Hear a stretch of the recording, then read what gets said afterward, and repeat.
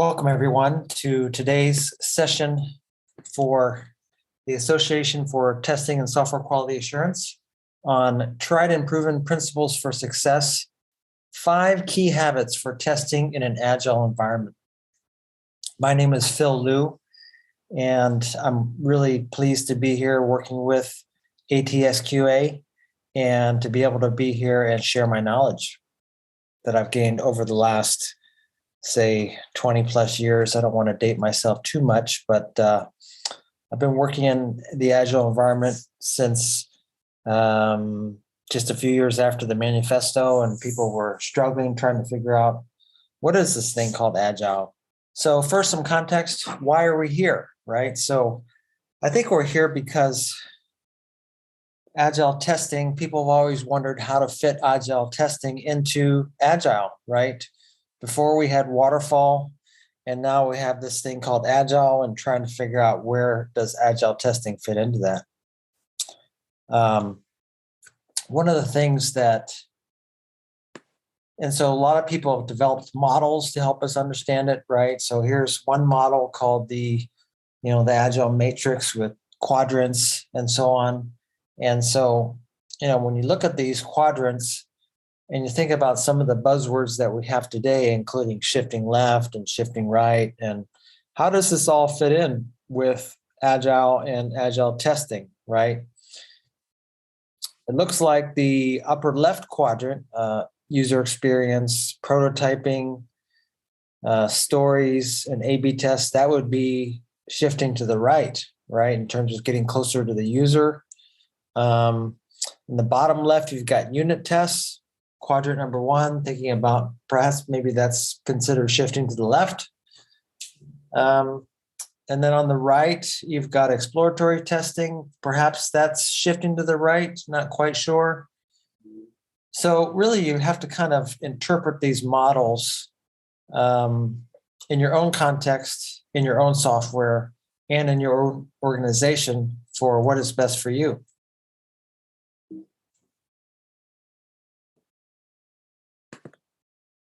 Here's another one, say, paradigm called the Agile Test Pyramid, right? Advocating that manual testing takes less time than unit testing and so on. And a lot of this really depends on the domain of the product that you're working in. But really, it's trying to get you to focus on doing the right things at the right time, right? So whether it be quantities, focus, prioritization, and effort level that you put into different parts of the testing. Again, you have to interpret these things based on your own context and organization, although in general, they may apply. Certainly, maybe not according to the exact proportions that you see on the triangle, but you could probably apply greater than and less than signs with different numbers and proportions according to what you want to accomplish and what your objectives are.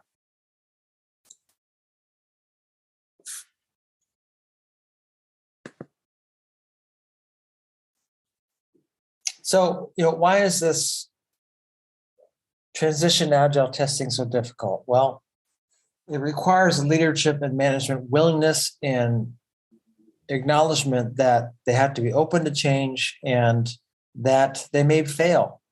From myself, I say that I'm open to change and things like that, but a lot of times I just want to stick to the old way. And sometimes I have to catch myself when an employee brings up a new idea and I want to say that, oh, that's not going to work. But on the other hand, I just say, okay, let's try it. Let's see what happens. And if we fail, we fail. We try something else different, right? So that means really, truly being open to failing, spending time failing, learning from the failure, and then iterating and improving upon that failure with experiments. So that brings us to failures, right? So why are there so many failures in Agile and in Agile quality assurance? A lot of reasons here, anywhere from distrust in the team members to not really understanding retrospectives and the value that they can provide, trying to combine Agile and Waterfall, just making Waterfall faster, basically. A lot of different reasons for failure. And so the first one of the things I'd like to talk about is being proactive. And it's from Stephen Covey's first of 7 habits of highly effective people. And one of the things of being proactive is really understanding what it takes to be successful by thinking about and avoiding what things lead to failure. And you can see based on the survey that we did that probably one of the biggest reasons that our clients and many users fail in Agile and Agile testing is a lack of the customer and user understanding. This is followed very closely by requirements churn, which is also very, very close to not understanding the client or the customer end user, as well as retrospectives not being valuable, not learning from mistakes that you make. So what are the key habits? What are the 5 key habits to enabling Agile testing success? So based on what we just talked about, some of the paradigms that are out there, quadrants and matrices and pyramids and so on, I'd like to discuss now 5 key habits of enabling Agile testing success that I've learned in working with many organizations over the years. And hopefully you'll get something out of this and be able to take something home, some tips home and directly to work and use them. So here they are. Here are the big 5. First one is focus on efficiency and effectiveness. The second one is treating the user as royalty. Third being maintaining an improvement frame of mind.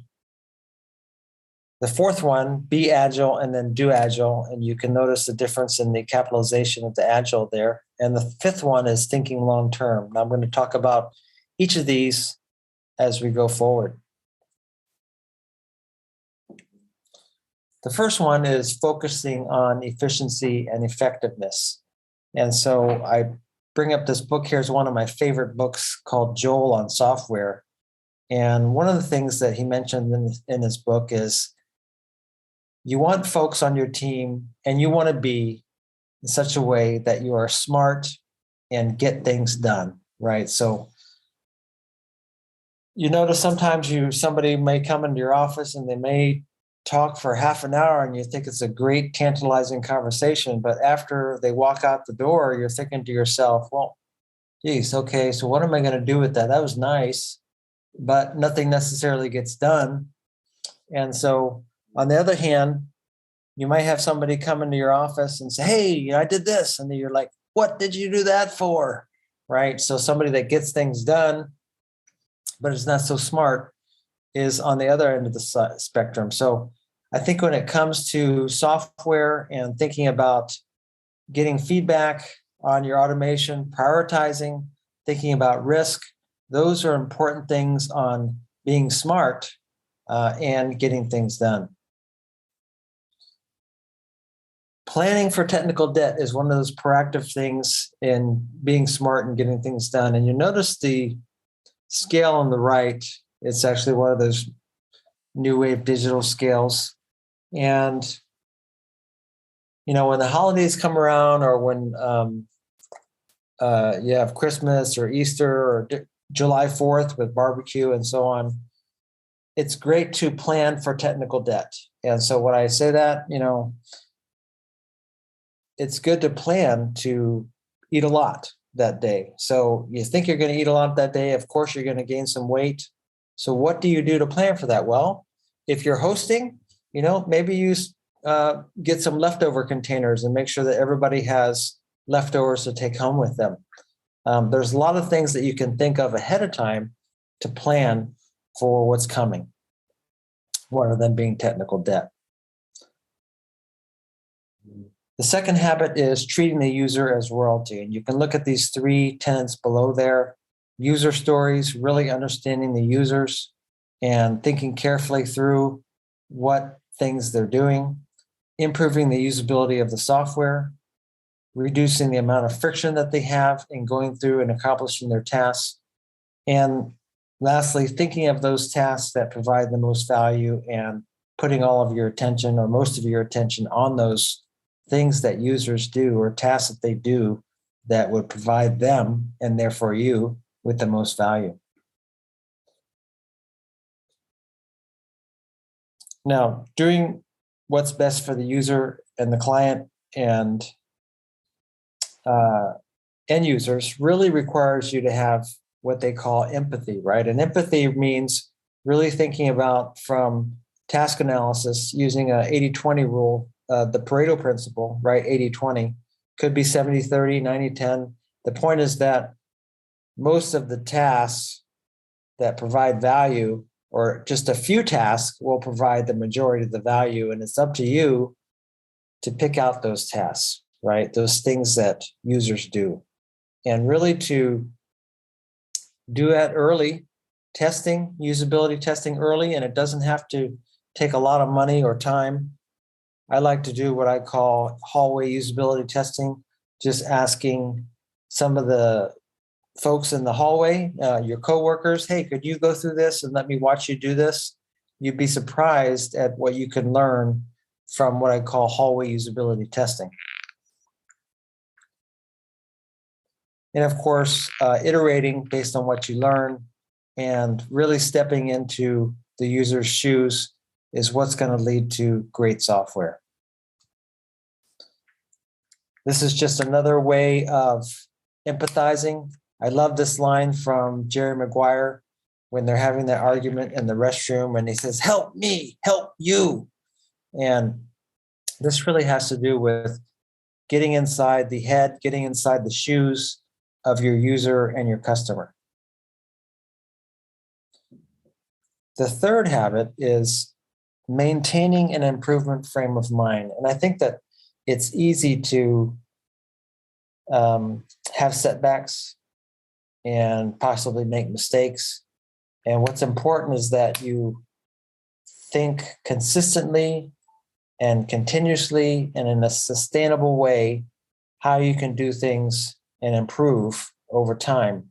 And you notice on the left here, I have this shaking hands and discussing the item of trust, which nobody talks about that much, but trust really takes an improvement and long-term frame of mind to work on and improve. And of course, just like in software development or testing or any kind of process improvement, there are going to be setbacks.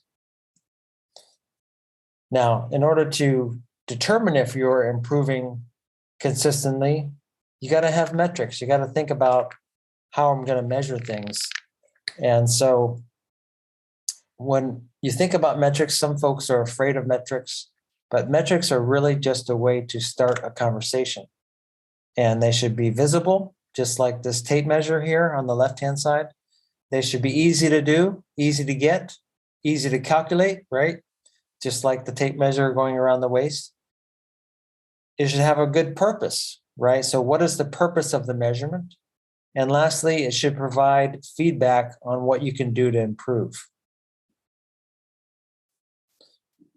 So here are some typical Agile metric areas or things that I've worked with clients on collecting these types of metrics. So my question to you is, what kind of metrics are you collecting? Do they have purpose? Are they easy to collect? Are they giving you the feedback that you need in order to improve? One of the things that's not mentioned in here that we like to look at is overtime, because overtime, while it is a downstream metric, it can tell you a lot and predict a lot of problems going forward. The fourth habit is being agile and then doing agile. So, Mark Zuckerberg has this phrase of move fast and break things. That has to do with really getting feedback and being open to that feedback, right? Breaking things is actually feedback. And so what I say about that is you cannot do agile until you are agile. And so what is agile being about? So one of the things that they talk about That's one of the principles and tenets of the Agile Manifesto is working in small groups. And you'll notice like in Scrum, daily Scrum meetings, stand-up meetings. And I don't know how many of you have been in meetings where people stand up and they go through what they're working on. And a lot of people just, oh, everything's normal, right? And so the thing is to really provide a safe environment for people to talk and provide an environment for those that don't normally talk to talk.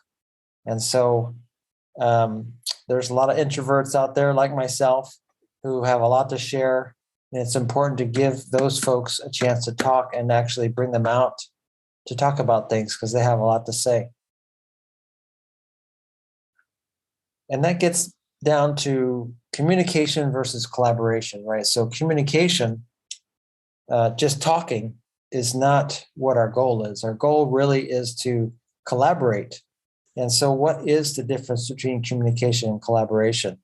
It's an essential principle in feedback, right? In terms of understanding where you can improve, getting feedback, both positive and you could say negative. And that is really two-way communication aimed at specific business objectives and achieving those objectives, improving those objectives. And so you could do communication in one-way format, either FYI email types or broadcast emails. There's two-way communication that doesn't really have any purpose, like gossip and small talk. And then there's collaboration, which has communication with a specific purpose of win-win, and thinking in that mode that we're all in this together, working towards the same goal. So that's what the difference is between communication and collaboration. And it's an essential principle of getting feedback and improving. You've probably heard the phrase that practice makes perfect. Well, that's actually wrong. The right phrase, actually, I call it fake news.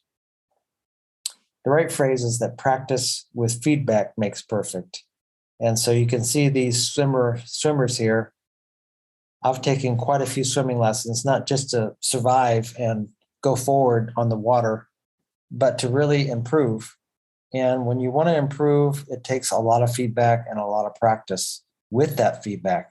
If you keep practicing and don't get any feedback, especially with swimming and with Agile as well, basically you just get tired. You put forth a lot of effort, you don't improve, you just get tired. And so I think it's important to remember that iteration goes with collaboration and communication, right? So you want to get feedback from all directions, not only on the top of the water, but underneath the water, right? And you want to be able to communicate with your coach, whether they be a swimming coach or an Agile coach, and be able to iterate. So if the coach tells you that your arm is going too far towards the center or your elbow is not high enough above the water, then you need to work on those things one thing at a time. So that gets to retrospectives, right? So many things can come out of retrospectives. And so it's great to just focus on one thing at a time in order to improve that and really focus and get that one thing, that one elbow moved in the right direction. The last habit is thinking long-term. And so beginning with the end in mind, which is another one of those Stephen Covey habits, and doing what is sustainable. So when you think about a Formula One race car, how long it'll last, a Formula One race car, they probably go through several engines per season, and they basically go super fast, but they tear themselves up. They are not built for the long term. And so when you think about Agile, you have to think about being consistent and sustainable. And so it's not a sprint, although we call them 2-week sprints, right? It's not a sprint in the long, it's really a long-term effort. And you have to think of it as a marathon and as everybody working together towards that same goal. So let's think about what I call agile testing resolutions. It's not a short-term deal. You don't just show up in the beginning of the year and work out and get on the treadmill for a few days in the first couple weeks of January, but it's really something that you need to do in the long term consistently. So probably never haven't told you anything that you didn't know, nor have I told you something that the doctor hasn't told you. But I think it's important to think long term, whether it be your health and fitness or agile, and implementing agile, converting to agile, and improving your agile testing processes. And consistency wins the game. So there's going to be times when you eat too much for a couple of days, or maybe you get lazy and don't go work out. But the important thing is to not let those couple days go into 4 or 5 days or into a couple weeks, right? The important thing is the long-term goal and long-term improvement. So in summary, agile testing, it's not a method, it's not a process. And so I hope that I've shared 5 key habits or 5 key principles for being successful at testing in an agile environment. First one being focusing on efficiency and effectiveness, treating users as if they're royalty because they are the reason that we're here, right? We're not here to create great code, although great code could help in accomplishing satisfying our users. We need to maintain an improvement frame of mind at all times, doing it in a consistent basis over the long term, and being agile while we're doing agile. Being agile being the most important thing. And then if you be agile, then you can do agile. I hope you've enjoyed the session today on tried and proven principles for success. And you've thought about how you can take these 5 key habits for testing in an agile environment to your workplace and use them right away. Thanks very much.